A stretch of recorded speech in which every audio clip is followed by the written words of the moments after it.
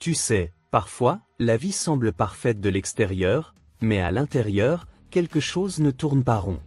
Quand tout paraît trop calme, trop bien organisé, mais que le cœur sent que quelque chose est déplacé. C'est cette sensation étrange, difficile à expliquer, mais qui ne disparaît jamais vraiment.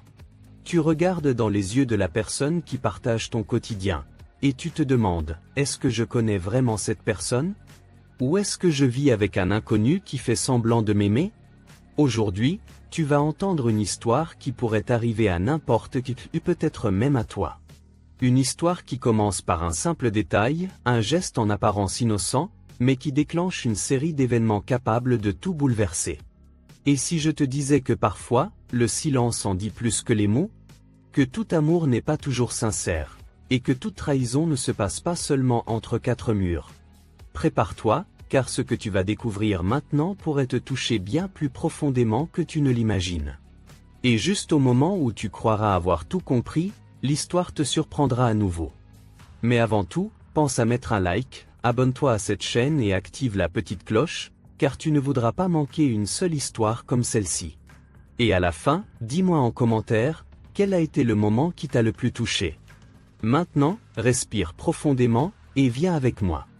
Le jour s'achevait lentement, laissant place à cette lumière dorée qui donne aux choses une apparence plus douce qu'elles ne le sont réellement. Éléonore marchait dans le grand salon de son appartement, tenant une tasse de thé entre les mains, les pensées éparpillées. Son regard glissa un instant vers l'horloge murale, 19h47. Encore une soirée sans Jules, une de plus. Mais elle connaissait déjà le message qui allait arriver. Et, comme prévu, son téléphone vibra doucement sur la table. « Chérie, réunion interminable. Ne m'attends pas éveillée. Repose-toi. Je t'aime. » Éléonore relut le message une seconde fois, le sourire un peu figé. Elle aurait aimé pouvoir y croire sans douter. Elle voulait y croire. Elle lui répondit calmement. « D'accord mon amour, prends soin de toi. Moi aussi je t'aime. » Elle déposa son téléphone, prit une profonde inspiration et s'efforça de ne pas laisser cette sensation étrange s'installer. Cela faisait des mois que Jules s'absentait de plus en plus souvent. D'abord pour des projets professionnels, puis des dîners imprévus, puis des nuits hors de la maison. Elle s'était habituée à cette routine étrange, cette absence maquillée en ambition. Mais ce soir-là, elle n'arrivait pas à ignorer ce petit vide au creux du ventre. Pendant ce temps, dans un autre quartier de la ville, Jules entrait dans un immeuble moderne, au design épuré et aux murs silencieux. Il monta au 3e étage et appuya sur la sonnette de l'appartement numéro 302. La porte s'ouvrit sur Mélina, vêtue d'une robe de soie noire qui épousait parfaitement ses courbes.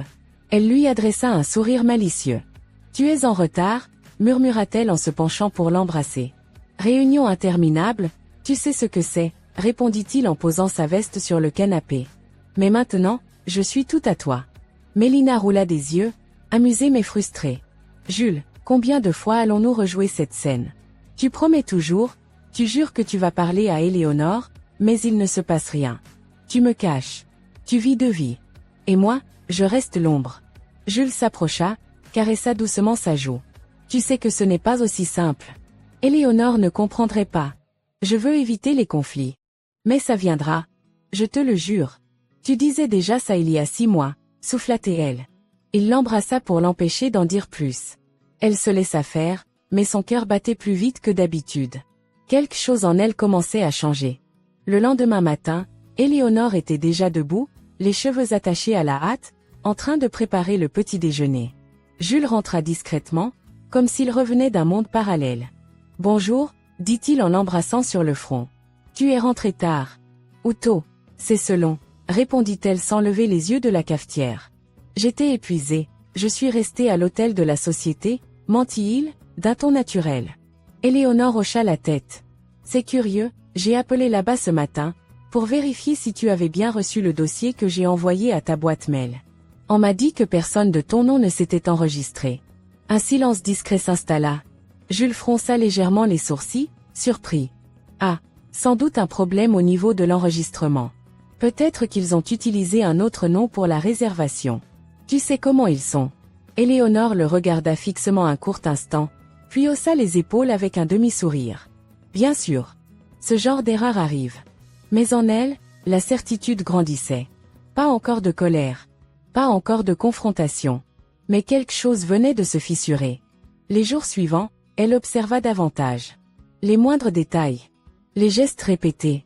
Les absences dissimulées. L'odeur étrange sur ses vêtements. Un parfum féminin qu'elle ne portait pas. Le reçu d'un restaurant pour deux, soigneusement plié dans la poche de son manteau. Et cette façon qu'il avait de lui dire « je t'aime », comme un automatisme, sans intensité. Mais elle ne dit rien. Pas encore. Elle ne voulait pas exploser, ni imploser. Elle voulait comprendre. Voir jusqu'où il serait capable d'aller. Et surtout, elle voulait choisir le moment où c'est elle qui déciderait de tout changer. Pendant ce temps, Mélina commençait à douter. De plus en plus. Les belles paroles de Jules s'effaçaient au fil des jours, laissant place à une sensation d'inutilité. Elle se sentait vide après chaque nuit passée avec lui. Vide et en colère. Un soir, elle le regarda droit dans les yeux après l'amour. « Tu n'iras jamais jusqu'au bout, n'est-ce pas ? Tu vas continuer à me faire croire que je suis importante, mais je ne suis qu'une distraction. » Jules se redressa, surpris par son ton. « Ce n'est pas vrai, Mélina. Tu comptes énormément pour moi.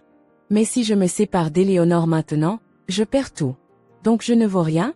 siffla-t-elle. « Ce n'est pas ce que j'ai dit. Mais parfois, les choix doivent être stratégiques. Je commence à en avoir marre d'être ta stratégie, Jules. » Elle se leva, le laissant nu dans les draps, perdu dans ses propres excuses.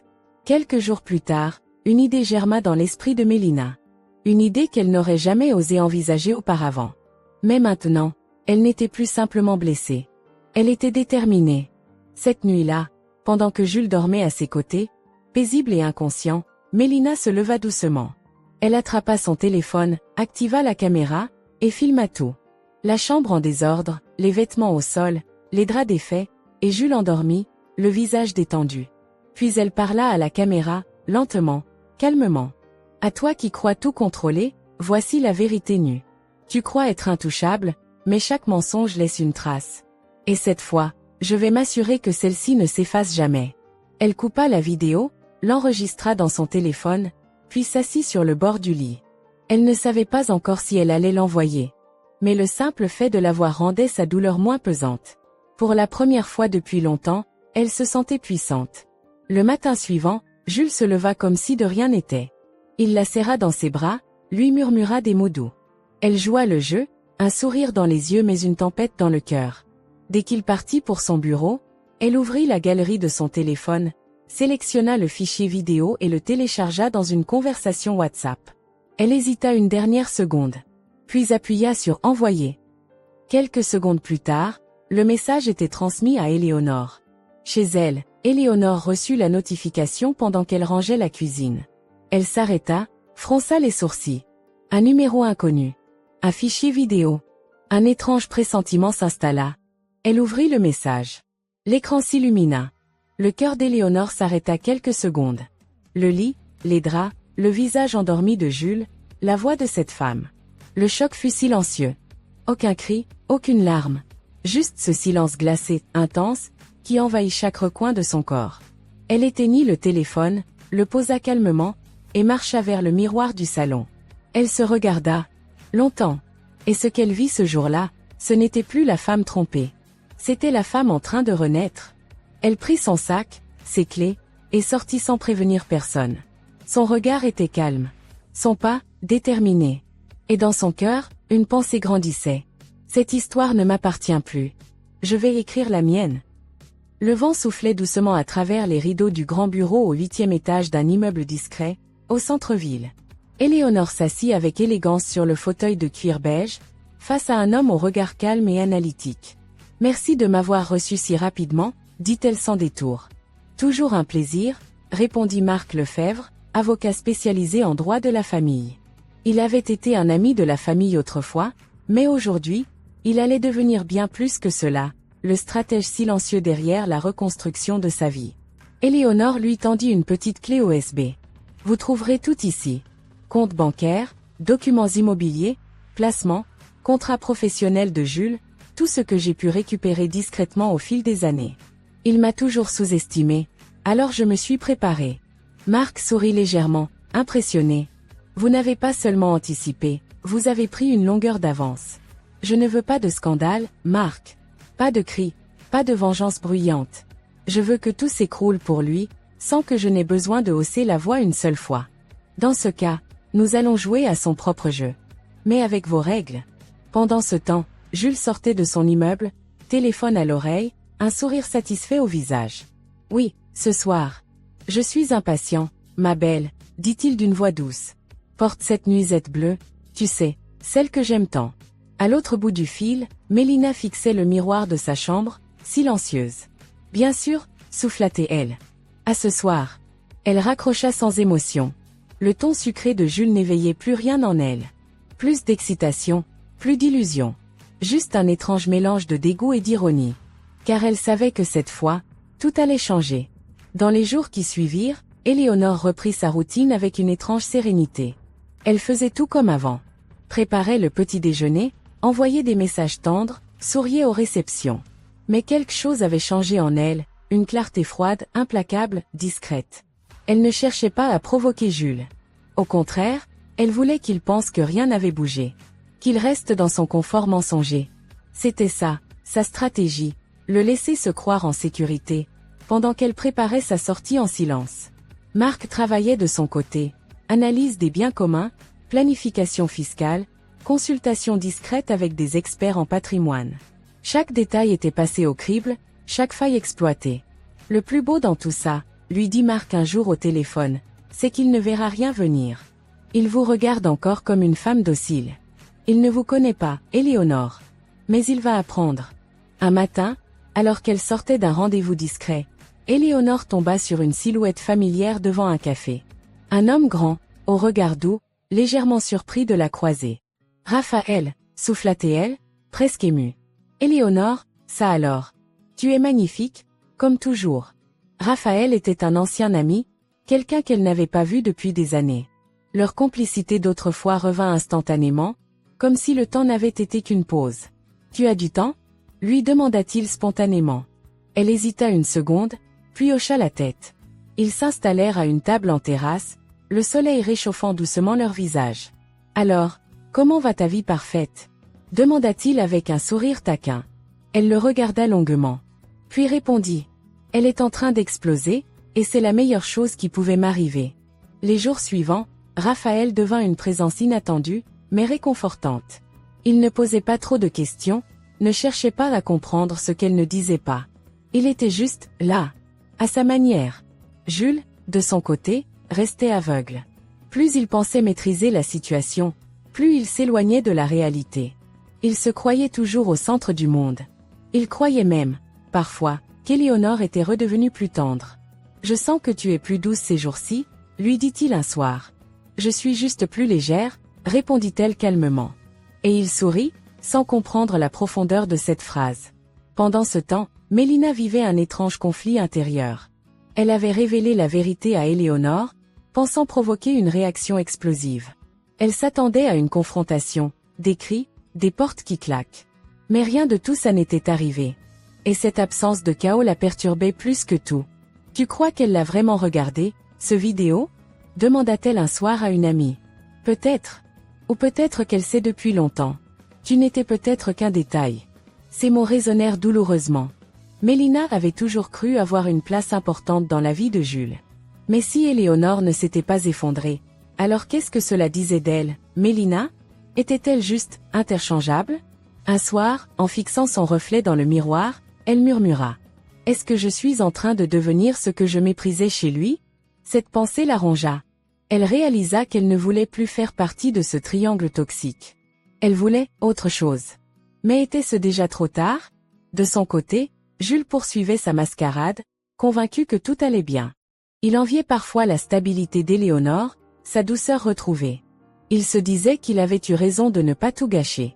Il croyait encore que tout pouvait rester comme avant.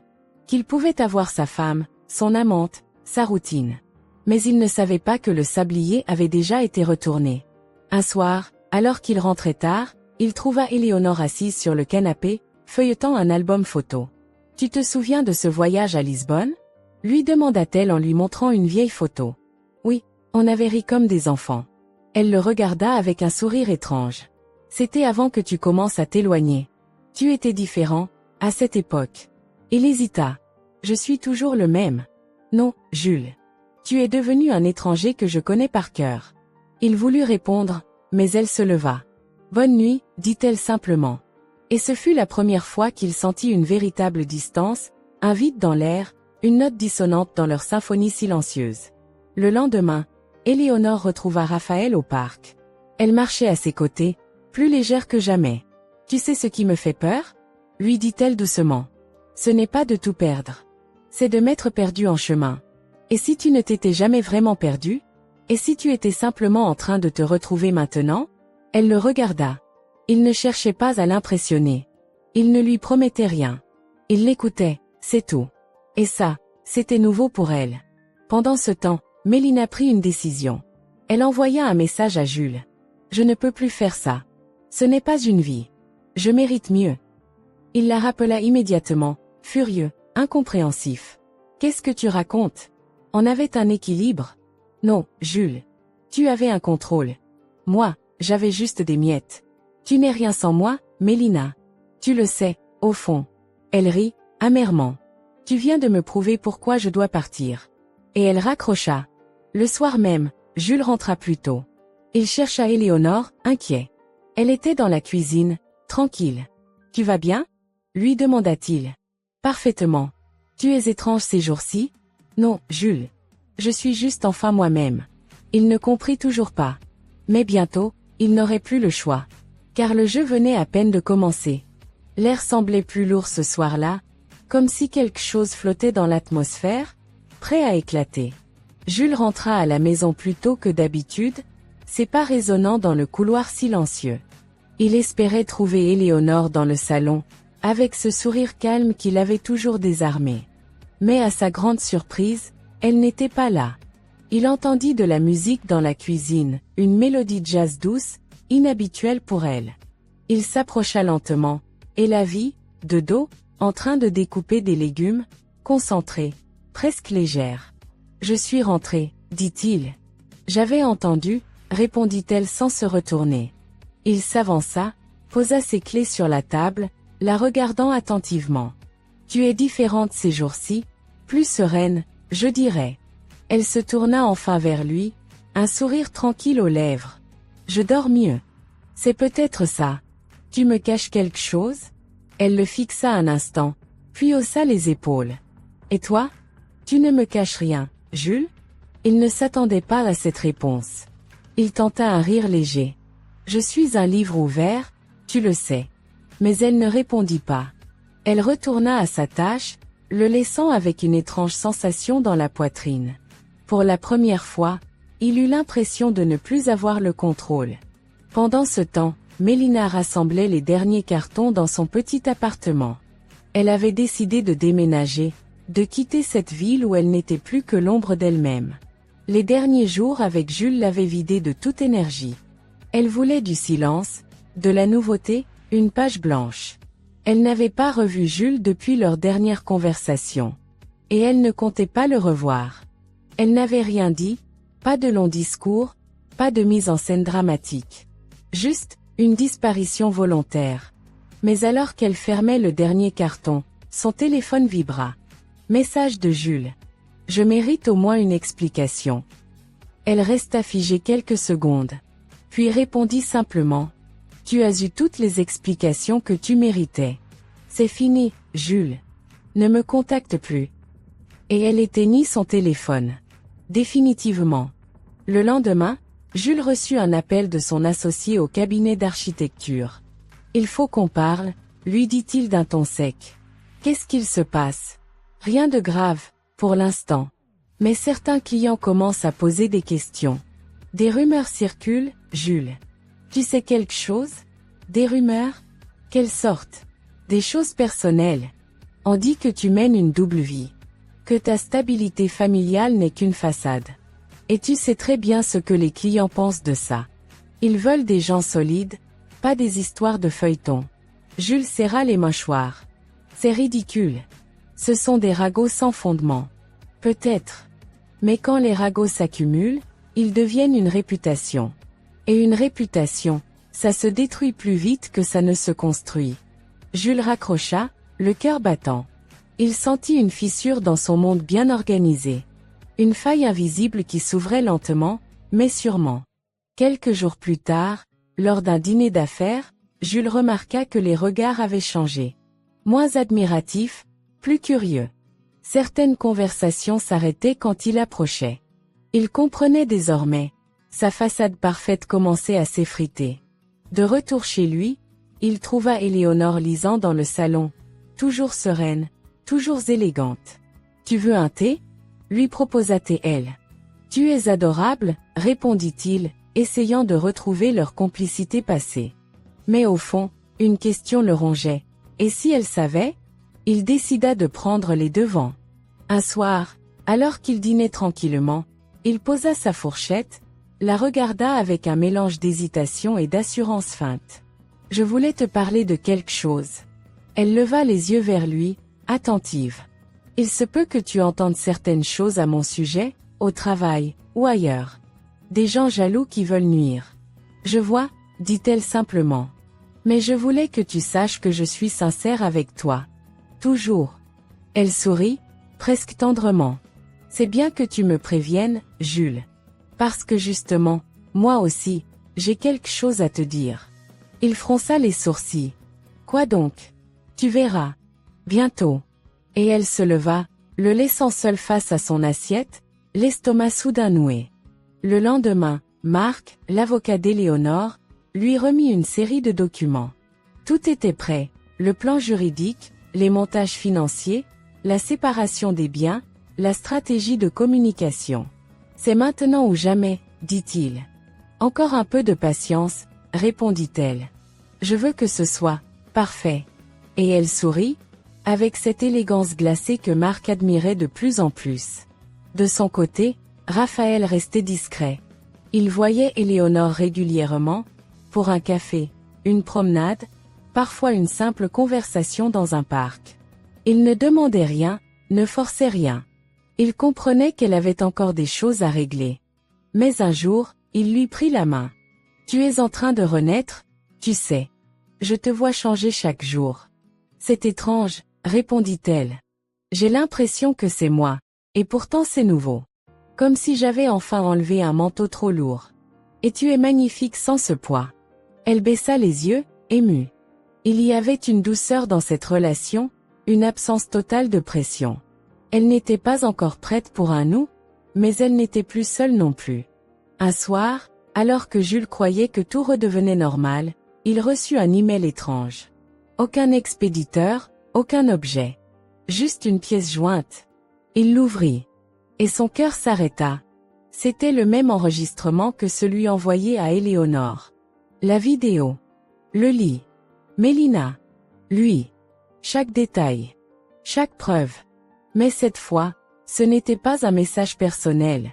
C'était un avertissement. En bas de la vidéo, un petit mot était inscrit. Tu pensais contrôler le jeu. Tu étais juste un pion. Il jeta son téléphone sur le canapé, haletant. Il regarda autour de lui. Le silence de la maison lui parut soudain oppressant. Il se leva, fit les 100 pas. Puis se rua dans la salle de bain, ouvrit le robinet et se passa de l'eau sur le visage. Pour la première fois, il avait peur. Et il comprit enfin qu'il n'avait jamais eu le contrôle. Cette nuit-là, Éléonore dormait paisiblement. Du moins, en apparence. Mais à l'intérieur, elle sentait que l'heure approchait. Elle avait encore une carte à jouer. Et ce serait la plus décisive. Le ciel était couvert, ce matin-là. Un voile gris s'étirait sur la ville, comme si l'univers lui-même se mettait au diapason de l'ambiance qui régnait désormais dans la maison.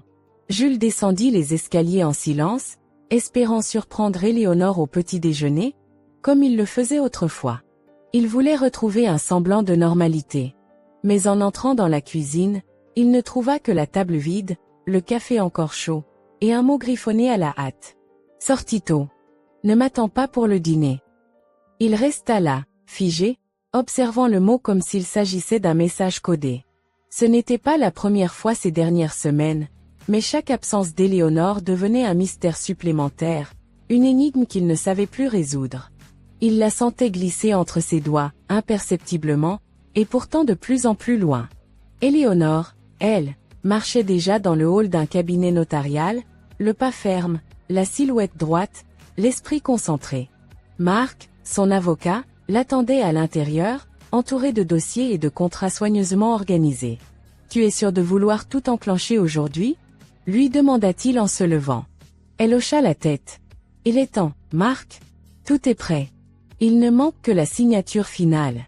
Et il ne pourra rien faire pour l'éviter. » Marc ouvrit une chemise cartonnée et en sortit les documents.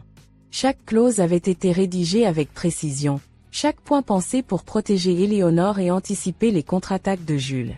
Une fois déposé, il aura 10 jours pour répondre. Mais à ce stade, il ne pourra plus nier l'évidence. Elle signa sans hésitation, d'un geste net. « Je ne veux plus vivre dans un théâtre. Je préfère le vide à une fausse paix. » De son côté, Jules passait sa journée à répondre à des appels nerveux. Des clients qui repoussaient des réunions, des collègues qui évitaient les discussions trop longues, des partenaires qui demandaient des comptes. Quelque chose s'était brisé dans son image. Et il ne savait pas où était la faille. Ou plutôt, il ne voulait pas l'admettre. Mais le coup final arriva en fin de journée, quand son associé principal l'invita dans son bureau. « On va devoir réorganiser certaines responsabilités, Jules, » dit-il d'un ton faussement cordial. « Tu es un peu trop exposé en ce moment. Il faut apaiser les tensions. » Jules explosa. « Exposé ? C'est à cause de rumeurs absurdes. Je suis le fondateur de cette boîte. Tu crois que tu peux me reléguer au second plan ? Ce n'est pas une question d'ego, Jules. C'est une question de stabilité. Les clients ont besoin de figures rassurantes. En ce moment, tu n'en es pas une. » Il se leva, furieux, claqua la porte du bureau et sortit sans dire un mot. La colère lui bouillonnait dans les veines. Et plus encore, la peur. Cette peur sourde de perdre ce qu'il croyait acquis à jamais. Le soir même, il rentra à la maison plus tôt, déterminé à confronter Éléonore. Mais elle n'était toujours pas là. Il appela. Pas de réponse. Il envoya un message. Rien. Il attendit, nerveux, le cœur battant. À minuit, elle entra enfin, fraîche, posée, comme si de rien n'était. « Tu étais où ?» lança-t-il aussitôt. « Dîner avec des amis. »« Quels amis ? Depuis quand tu sors sans me dire avec qui tu es ?» Elle s'approcha calmement, retira ses boucles d'oreilles, puis le regarda droit dans les yeux. « Depuis que tu fais ça depuis des années, Jules. Tu crois être le seul à pouvoir disparaître sans explication ?» Il resta sans voix. Elle tourna les talons, monta l'escalier sans se retourner. Et il sentit une brûlure étrange dans la poitrine. Un mélange d'impuissance et de honte. Mélina, pendant ce temps, s'adaptait à sa nouvelle vie. Elle avait trouvé un petit appartement dans un autre quartier, loin du tumulte, loin de Jules. Elle reprenait doucement le goût des choses simples, cuisiner pour elle-même, lire un livre sans regarder l'heure, marcher sans téléphone. Mais une nuit, alors qu'elle se tenait près de sa fenêtre, elle reçut un message inattendu. Numéro inconnu. Tu penses vraiment pouvoir tout effacer? Elle fronça les sourcils. Le message était anonyme, mais elle savait exactement d'où il venait. Elle soupira, lassée. Réponse. J'ai effacé ce qui me rongeait. Ce qui reste ne m'appartient plus. Elle ne voulait pas revenir dans ce jeu. Elle en était sortie. Elle voulait rester libre. Mais elle ne savait pas encore que certaines chaînes la suivent longtemps, même après qu'on les ait brisées.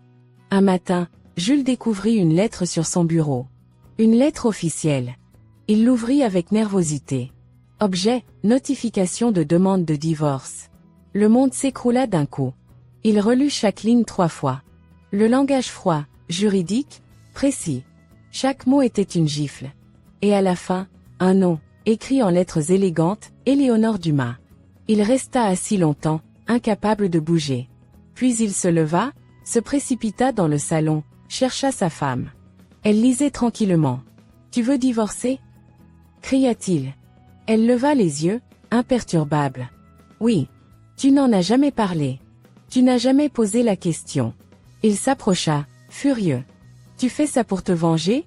À cause de Mélina ?» Elle le regarda calmement. « Tu crois encore que tout tourne autour de toi, Jules ? Je ne me venge pas. Je me libère. » Il recula, comme frappé. Cette femme devant lui n'était plus celle qu'il pensait manipuler à sa guise. « Je peux changer, Éléonore. Je te le promets. Donne-moi une chance. » Elle se leva, posa sa main sur la table. Tu as eu toutes les chances. C'est moi qui n'en ai jamais eu, Jules. Et maintenant, je me les donne moi-même. Elle sortit, le laissant seul dans le silence de son propre mensonge. Les jours suivants furent un cauchemar pour Jules. Il tenta de rappeler Mélina, elle ne répondait plus. Il envoya des fleurs à Éléonore, elle les laissa faner dans le vase sans un mot. Il demanda à son avocat de négocier, mais chaque clause du contrat était verrouillée, chaque tentative d'échappatoire se heurtait au travail méticuleux de Marc. Il comprit enfin que le château qu'il avait construit était un mirage. De son côté, Éléonore s'ouvrait peu à peu à une vie nouvelle.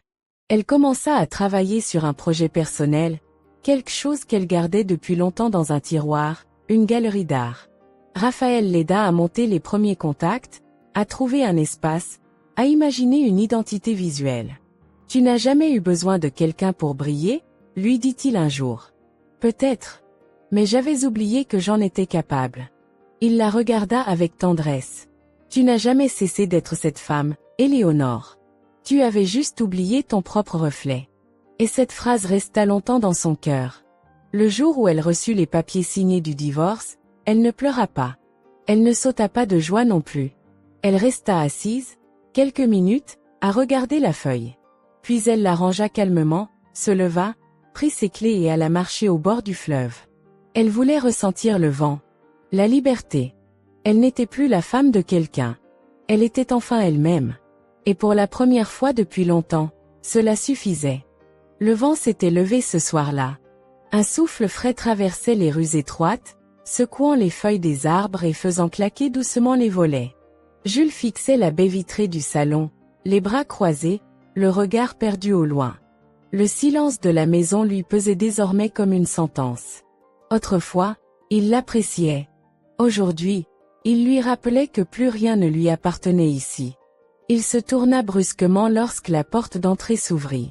Éléonore entra, portant un manteau beige, un sac à la main et une expression indéchiffrable.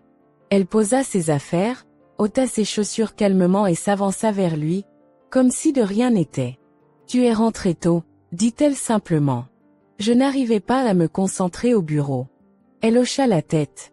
Il aurait voulu qu'elle lui pose une question, qu'elle engage la conversation.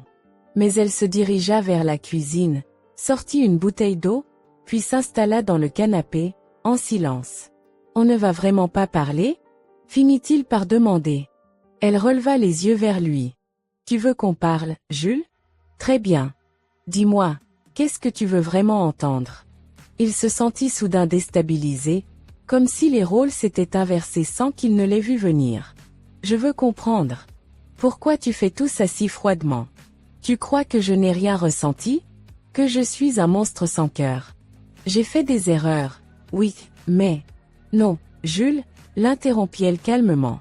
Ce que tu as fait, ce ne sont pas des terreurs. Ce sont des choix répétés. Des décisions prises en pleine conscience. Et maintenant, tu veux jouer la carte du remords parce que tu perds ce que tu tenais pour acquis. Tu dis ça comme si tout ce qu'on a construit n'avait jamais compté pour toi. Ce que nous avons construit, Jules, s'est écroulé bien avant que je signe ces papiers. Tu ne t'en es juste pas rendu compte. » Il sentit une colère sourde monter en lui. Il s'approcha. « Et Raphaël ? Tu crois que je ne vois pas ce qui se passe entre vous ? » Elle le regarda, impassible. « Raphaël m'écoute. Il ne me ment pas. Il ne me cache pas une autre vie. Tu l'aimes ? » Elle se leva lentement, le regard droit. « Je me réapprends à m'aimer moi-même, Jules. C'est déjà un miracle en soi. » Pendant ce temps, Mélina passait une soirée tranquille dans son nouvel appartement. Un livre ouvert sur les genoux, une tasse de tisane fumante à portée de main. Elle n'avait pas revu Jules depuis leur dernière conversation. Elle l'imaginait furieux, perdu, incapable d'accepter qu'il ne contrôlait plus personne. Mais elle s'en moquait. Elle n'avait plus envie de se demander ce qu'il ressentait. Elle avait passé trop de temps à espérer des miettes d'attention. Mais elle ne s'attendait pas à ce que la sonnette de sa porte retentisse soudainement.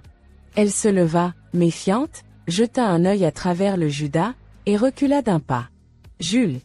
Elle ouvrit lentement, croisant les bras. « Tu n'as pas compris que c'était terminé ? Je dois te parler. Il n'y a plus rien à dire. Tu m'as détruit, Mélina. Tu as envoyé cette vidéo, tu as tout foutu en l'air. Ah, donc c'est ma faute? Ironisa-t-elle. Pas tes mensonges? Pas ta lâcheté? Pas ta double vie? Tu m'as trahi. Tu ne sais même pas ce que veut dire trahison. Tu crois que tu étais honnête avec moi? Tu promettais des choses que tu n'avais jamais l'intention de tenir. Tu m'as utilisé, Jules. Et tu es en colère parce que je t'ai retiré le contrôle, pas parce que je t'ai blessé. Il la fixa, la mâchoire serrée. Tu vas le regretter. Et toi? Tu regrettes déjà tout, n'est-ce pas? Elle referma la porte sans un mot de plus. Le lendemain, Jules reçut un mail anonyme. Encore un. Il hésita à l'ouvrir, mais la curiosité le dévora. Il cliqua. C'était une compilation de conversations privées entre lui et Mélina. Des captures d'écran, des messages vocaux, des promesses. Et en bas, une simple phrase. Voilà ce que tu appelles amour. Il comprit que tout ce qu'il avait voulu cacher circulait désormais dans des cercles où il n'avait plus de contrôle. Il appela son avocat en panique. Il faut faire quelque chose.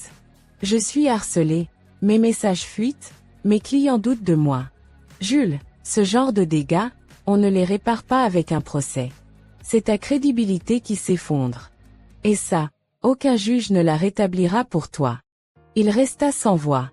Pendant ce temps, Éléonore avançait sereinement dans son nouveau projet. La galerie était presque prête. Elle avait trouvé une bâtisse charmante dans un quartier culturel en pleine expansion. Le lieu respirait l'élégance discrète, comme elle. Un matin, Raphaël vint l'aider à installer les dernières œuvres. Il riait en accrochant une toile quand il se pencha soudain vers elle. « Tu sais, je ne veux pas être celui qui remplace, je veux juste être là, comme je suis. » Elle le regarda longuement. « Tu n'es pas un pansement, Raphaël. Tu es une présence qui ne blesse pas. C'est déjà immense. » Et pour la première fois, elle le prit dans ses bras sans crainte. Le même jour, Jules décida de faire un dernier geste. Un geste désespéré. Il se rendit à la galerie, sans prévenir. Il la vit de loin, riant avec Raphaël, libre, épanoui. Il s'approcha, hésitant. Elle le vit, et son sourire s'effaça lentement. « Que fais-tu ici, Jules? Je voulais te parler, en privé. » Raphaël s'éloigna poliment. « Parle, dit-elle, les bras croisés. Je voulais m'excuser. Pour tout. Pour ce que j'ai été. Pour ce que je t'ai fait subir. » Elle le regarda sans haine. « L'excuse ne change rien, Jules. Elle ne répare pas. Elle ne ramène pas ce que tu as détruit. Je ne veux pas te perdre complètement. Tu m'as déjà perdu. Et tu sais quoi? Je ne suis pas une chose qu'on perd. Je suis une femme qui choisit de partir. Et lui? C'est lui que tu choisis? » Elle sourit doucement. « Je choisis moi. S'il lui fait partie de ce nouveau moi, alors c'est un cadeau. Mais il n'est pas une revanche. Il est un début. » Jules sentit les larmes lui monter aux yeux. Il n'avait pas pleuré depuis des années. « Je ne t'oublierai jamais, Éléonore. Moi non plus. Mais je ne t'emmène pas avec moi. » Et elle tourna le dos. Il resta là, seul, au milieu des œuvres d'art, entouré de beauté, mais exclu de ce monde qui n'était plus le sien. Pour la première fois, il comprit vraiment ce qu'il avait perdu. Pas une épouse. Pas une complice. Mais une femme entière, libre, lumineuse, forte. Et cette perte, personne ne la compenserait jamais. Le soleil se levait lentement sur la ville, baignant les toits de lumière douce et dorée. C'était une matinée calme, comme suspendue.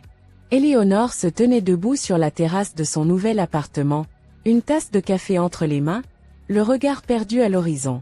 Elle n'avait jamais imaginé que le silence puisse avoir un goût aussi paisible. Autrefois, il l'angoissait.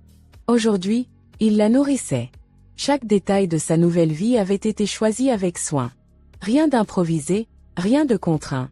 Elle avait enfin repris le pouvoir sur son quotidien, sur son espace, sur son souffle. Le divorce était maintenant un fait accompli. Les démarches finalisées. Les comptes séparés.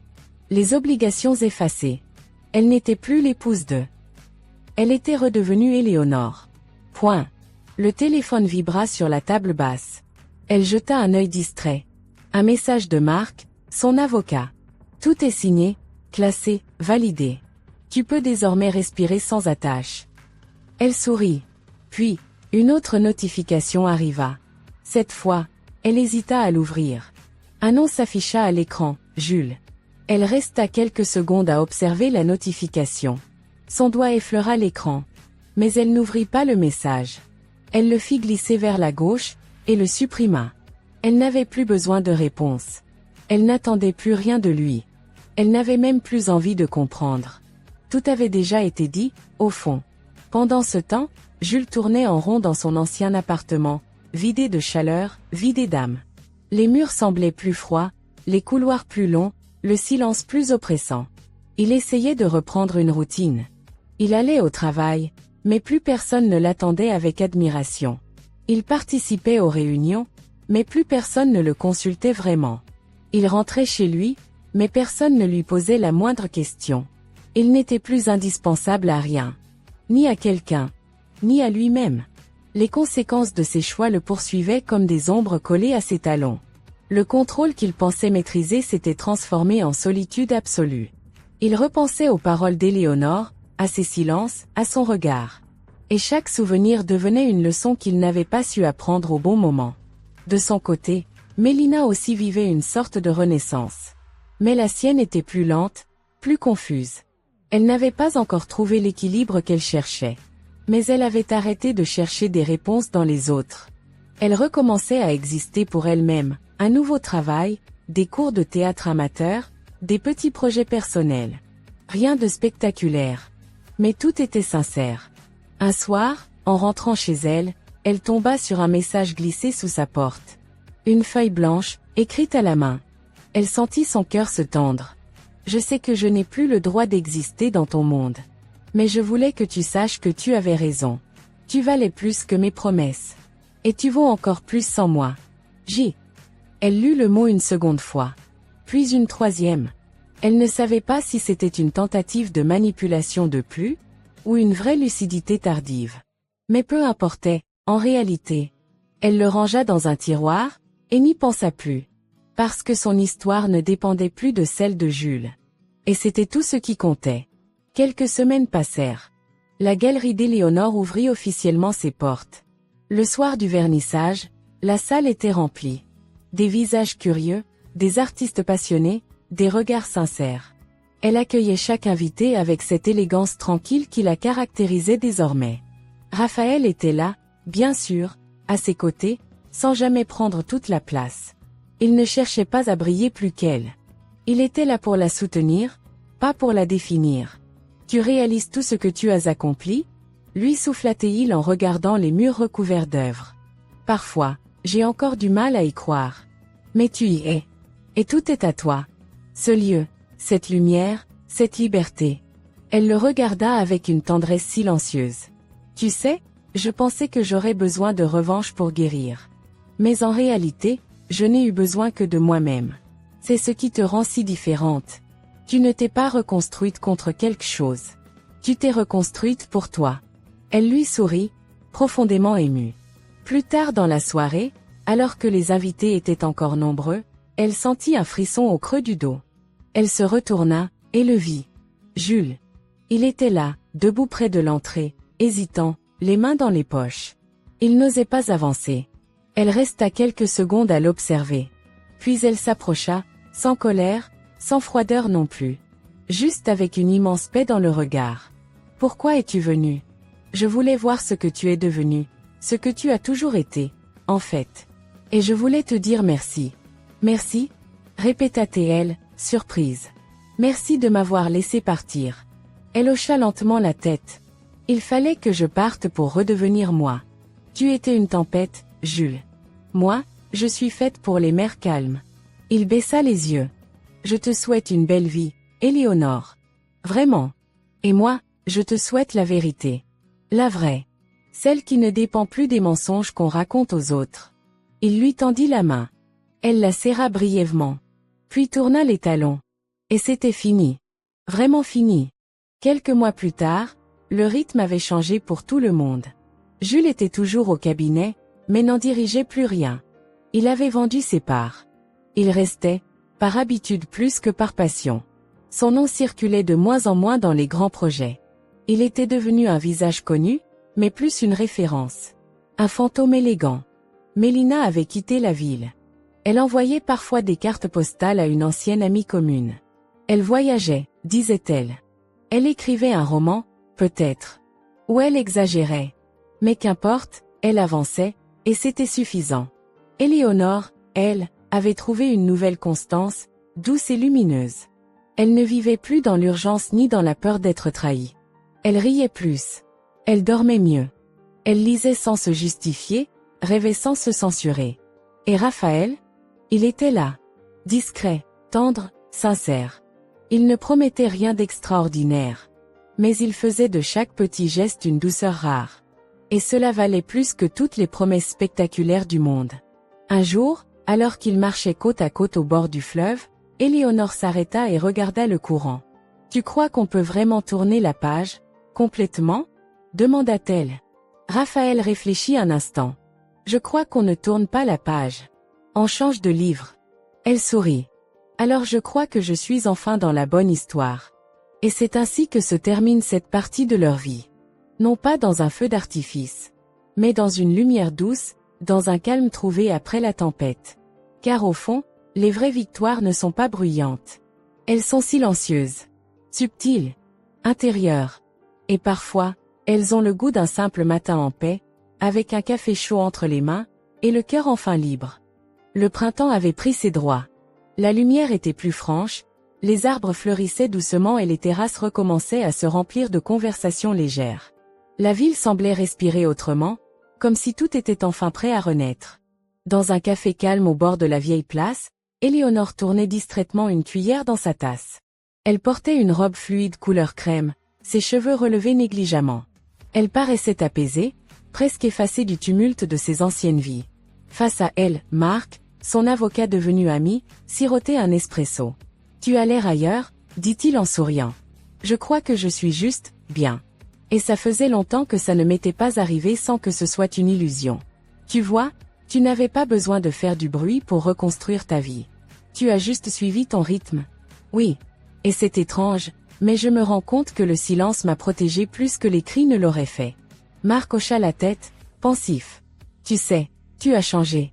Je te revois il y a 1 an, et tu étais une femme figée, emprisonnée dans des apparences. Aujourd'hui, tu es souple, lumineuse. Tu fais envie. » « Je fais envie, ou je fais peur ?» répondit-elle en souriant. « Les deux. Parce que la vraie liberté dérange ceux qui ne l'ont jamais connue. » Elle sourit doucement, baissant les yeux vers sa tasse. Quelques jours plus tard, Raphaël l'emmena pour une escapade en bord de mer. Une maison modeste, isolée, avec une terrasse donnant sur les vagues. Pas de programme, pas d'obligation. Juste le calme, les lectures au soleil, les balades pieds nus, les silences partagés. Le soir, allongés sur des chaises longues, ils regardaient les étoiles. Le vent caressait leur visage. Aucun mot n'était nécessaire. Et pourtant, un soir, elle parla. « Tu sais, je me demande parfois si je ne suis pas en train de vivre la vie que j'aurais dû avoir il y a 10 ans. Tu n'es pas en retard, Éléonore. Tu es pile à l'heure. » Elle tourna la tête vers lui, touchée par sa douceur. « Tu ne me demandes jamais de te choisir. Parce que je ne suis pas une solution. Je suis juste là. Et c'est à toi de décider si tu as envie que je reste. » Elle l'observa longuement, puis prit sa main. « Alors reste. Mais reste comme tu es. Sans promesse, sans attente. Juste comme ça. Toujours comme ça, dit-il simplement. » Et ce fut le pacte le plus sincère de toute sa vie. Pendant ce temps, Jules survivait plus qu'il ne vivait. Il avait conservé quelques responsabilités dans le cabinet, mais son aura s'était fanée. Les jeunes collaborateurs ne le craignaient plus, les anciens partenaires l'évitaient poliment. Il passait de longues heures seul, chez lui, à relire d'anciens projets, à réécouter des messages vocaux laissés par Éléonore, à regarder des photos anciennes. Non pas pour se faire souffrir, mais parce qu'il n'avait plus de présent. Juste un passé qui le hantait, et un futur flou. Un soir, il retrouva dans un tiroir un petit carnet que sa femme lui avait offert autrefois. Un carnet vide, qu'il n'avait jamais utilisé. Il l'ouvrit et, pour la première fois depuis longtemps, il écrivit. « Je n'ai pas perdu une femme. J'ai perdu une lumière. Une constance. Une paix. Et ce n'est pas elle qui est partie. C'est moi qui n'ai pas su la mériter. Il referma le carnet. Il ne savait pas ce qu'il en ferait. Mais écrire cela avait allégé quelque chose en lui. Il comprenait enfin que certains adieux ne laissent pas de traces visibles, mais creusent un vide dans la conscience. Mélina, elle, avait trouvé un poste dans une maison d'édition à Lyon. Nouvelle ville, nouveau rythme. Elle marchait beaucoup, parlait peu, et recommençait à rire doucement. Un soir, elle assista à une conférence littéraire. L'auteur parlait du pardon, de la mémoire, de la liberté. Une phrase la frappa. On ne se libère pas de l'autre. On se libère de l'idée qu'on avait de nous-mêmes à travers l'autre. Elle rentra chez elle, repensa à Jules, à ce qu'elle avait été dans cette relation, à tout ce qu'elle avait accepté par peur d'être seule. Et elle comprit enfin, elle ne voulait plus être choisie par quelqu'un qui hésite. Elle voulait être choisie par elle-même. Et c'était déjà fait. Quelques mois passèrent encore. Les saisons tournèrent. Les couleurs changèrent. Les douleurs s'estompèrent. Un matin, Éléonore reçut une lettre manuscrite. Pas une lettre d'excuse. Pas un appel au pardon. Juste une page. Tu m'as appris, sans le vouloir, que l'amour n'est pas une possession, mais une offrande. J'espère qu'un jour tu seras aimé comme tu le mérites, sans compromis, sans silence imposé. Tu m'as libéré. Et je te souhaite d'être libre à jamais. J. Elle lut la lettre 2 fois. Puis elle la rangea dans une boîte. Non pas pour l'oublier, mais pour s'en souvenir sans douleur. Car elle ne ressentait plus de colère. Juste de la gratitude silencieuse d'avoir survécu à ce qui aurait pu la détruire. Le jour de son anniversaire, elle organisa un petit dîner dans sa galerie. Quelques amis, des rires, de la musique douce. À la fin de la soirée, Raphaël la rejoignit sur la terrasse, une coupe à la main. « Tu sais ce que je souhaite pour toi cette année ?» demanda-t-il. « Dis-moi. Que tu continues à te choisir. Chaque jour. Même quand c'est plus facile de retomber dans les vieux schémas. » Elle le regarda, touchée. « Et toi? Qu'est-ce que tu choisis? » « De ne pas t'enchaîner. De marcher à tes côtés, si tu veux bien. Alors marchons. Mais doucement. Sans courir. Sans fuir. C'est comme ça que les belles choses durent. » Ils trinquèrent en silence, les yeux dans les étoiles. Et c'est ainsi que l'histoire se ferma. Pas par un grand dénouement dramatique, pas par une vengeance spectaculaire. Mais par une renaissance discrète, un amour sincère, une femme debout. Parce que le vrai triomphe ne fait pas de bruit. Il se lit dans les regards apaisés, dans les mains libres, dans les cœurs qui ne cherchent plus à convaincre. Et la plus belle revanche, c'est simplement vivre bien, aimer mieux, et marcher loin des cicatrices en regardant vers la lumière. L'histoire que vous venez d'entendre n'est pas seulement un récit de trahison, de perte et de reconstruction. C'est, au fond, un miroir tendu à chacun de nous. Une histoire où nous pouvons tous, à un moment ou un autre, nous reconnaître dans un regard, dans une parole, dans un silence, dans un choix non fait ou une vérité ignorée trop longtemps. Le parcours de cette femme, que nous avons appris à aimer, à comprendre, à accompagner, n'est pas uniquement celui d'Éléonore. C'est le chemin intérieur de tant d'êtres humains qui, un jour, se réveillent dans une vie qui ne leur appartient plus, dans une routine qu'ils subissent, dans des liens affectifs qui ne les nourrissent plus, dans une relation où l'amour s'est dissous dans l'habitude ou dans le mensonge. Et pourtant, même dans ce chaos affectif, dans ces pertes douloureuses, dans ces adieux parfois silencieux, il existe une force, une lueur discrète mais tenace, une lumière qui pousse lentement à reprendre possession de soi, à se réapproprier son histoire, à se relever non pas pour écraser l'autre, mais pour redevenir libre intérieurement. Ce que nous avons vu dans cette histoire, c'est la renaissance d'une femme. Non pas à travers un autre amour, non pas à travers une revanche spectaculaire, mais à travers le retour à soi, à son essence, à sa dignité, à sa vérité. Éléonore ne s'est pas vengée. Elle n'a pas crié. Elle n'a pas exposé sa douleur sur la place publique.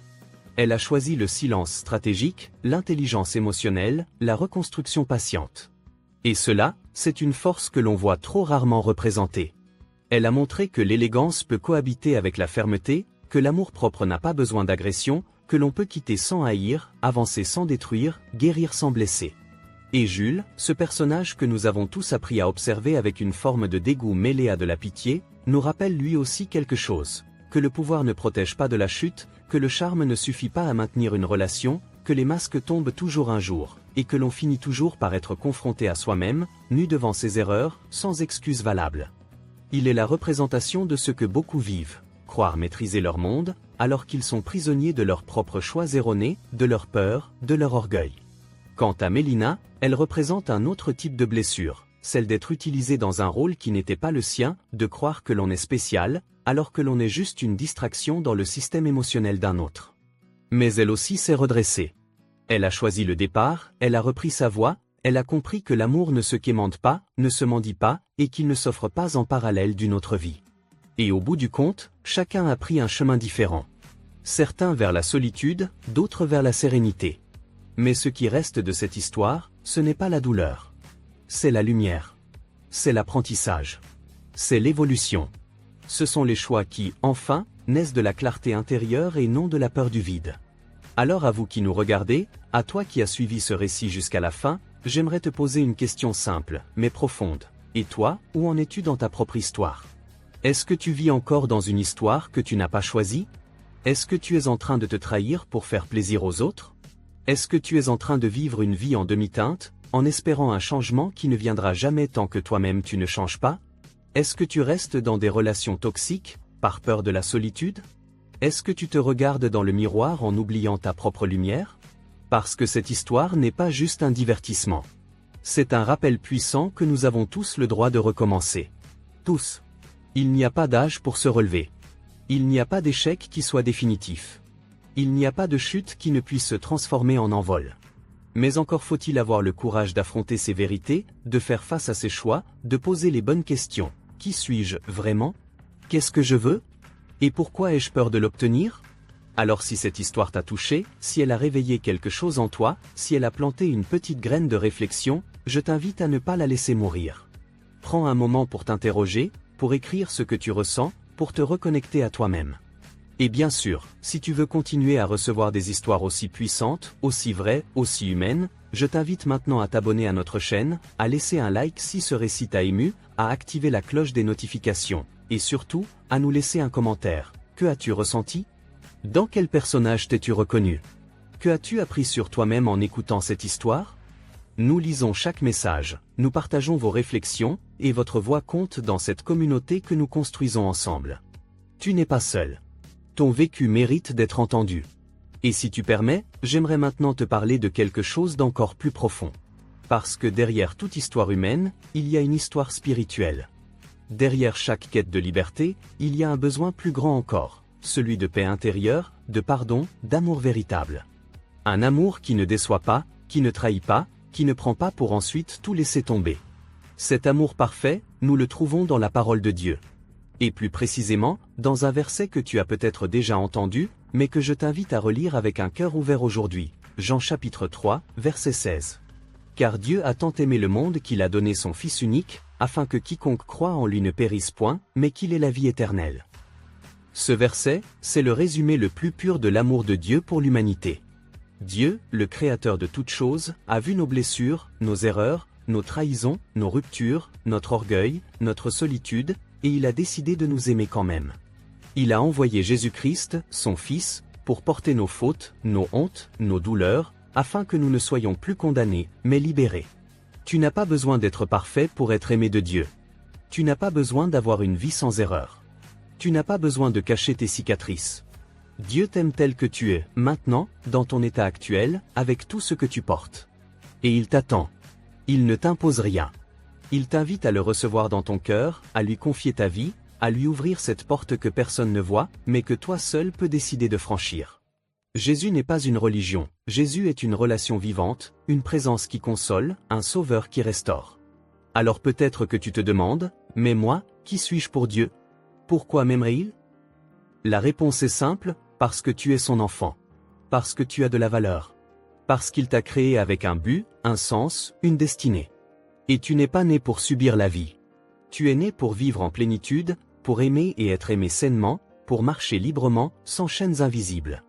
Si tu ressens aujourd'hui ce vide intérieur, cette fatigue morale, ce poids sur ton cœur, sache que le seul amour qui ne déçoit jamais, c'est l'amour de Jésus-Christ. Il a donné sa vie pour toi. Il est ressuscité pour toi. Il t'appelle aujourd'hui. Et si tu veux, tu peux lui dire oui maintenant. Tu n'as pas besoin d'un temple, d'un rituel. Juste d'un cœur sincère. Là où tu es, tu peux dire simplement: Seigneur Jésus, Je reconnais que j'ai besoin de toi. Je reconnais que j'ai essayé de vivre sans toi, et je suis fatigué. Je crois que tu es mort pour moi, que tu as porté mes fautes, et que tu es ressuscité pour me donner une nouvelle vie. Je t'accepte aujourd'hui comme mon Sauveur et mon Seigneur. Je te confie mon cœur, mes pensées, mes blessures, mes rêves. Viens habiter en moi. Fais de moi une nouvelle personne. Je te donne ma vie. Amen. Si tu as fait cette prière avec sincérité, sache que le ciel se réjouit en ce moment même, car un cœur qui revient à Dieu vaut plus que tout l'or du monde. Et ici, dans cette communauté, tu as une famille, une main tendue, un espace pour grandir, apprendre, aimer et rayonner. Alors, n'attends plus pour vivre une histoire encore plus grande que celle que tu viens d'écouter. Parce que la plus belle histoire, c'est celle que Dieu veut écrire avec toi. Merci d'avoir été là. Merci d'avoir ressenti. Merci d'avoir réfléchi. Si ce message t'a parlé, partage-le, like, abonne-toi, et surtout, n'oublie jamais, tu es précieux, tu es aimé, tu es appelé à briller. Que Dieu te bénisse abondamment.